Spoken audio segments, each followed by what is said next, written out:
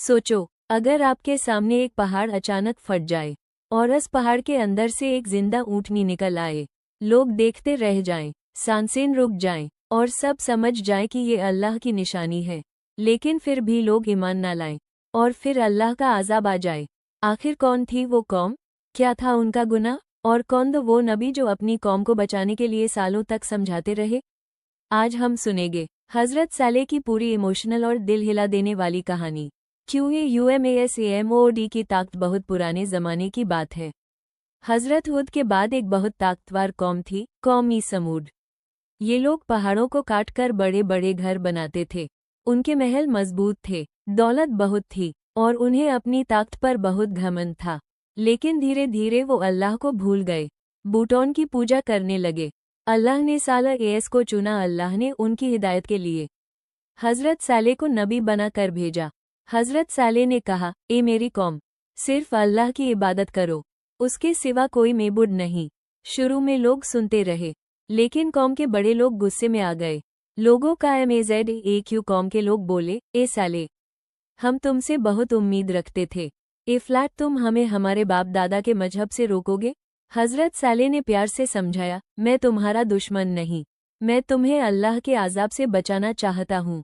लेकिन लोग नहीं माने। QAUM की शर्त। एक दिन कौम ने कहा, अगर तुम अल्लाह के नबी हो तो इस पहाड़ से एक जिंदा ऊँटनी निकाल कर दिखाओ। उन्हें लगता था ये नामुमकिन है। सब लोग पहाड़ के पास जमा हो गए। पहाड़ का MOJIZA अचानक जमीन हल्की सी कांपी। पहाड़ में दरार आई, लोग डर गए और फिर अल्लाह के हुक्म से एक बड़ी जिंदा ऊँटनी पहाड़ से निकली। सब हैरान रह गए, ये अल्लाह की खुली निशानी थी। ONTNI की हिफाजत। हज़रत सालेह ने कहा, ये अल्लाह की ऊँटनी है, इससे तकलीफ मत देना, ये अल्लाह की निशानी है। ऊँटनी पानी पीती और लोग देखते रहते। कुछ लोग ईमान ले आए, लेकिन घमंडी लोग फिर भी नहीं माने।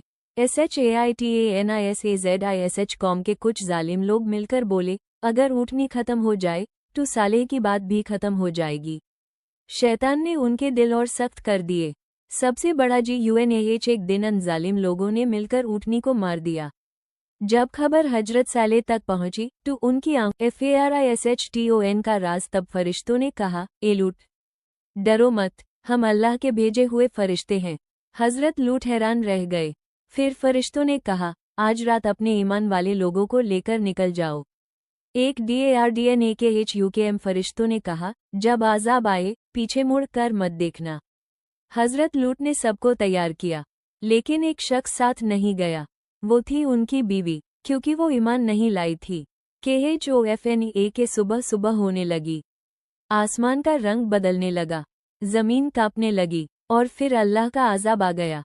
बस्ती ULAT दी गई। अल्लाह के हुक्म से पूरी बस्ती उलट दी गई और आसमान से पत्थरों की बारिश होने लगी।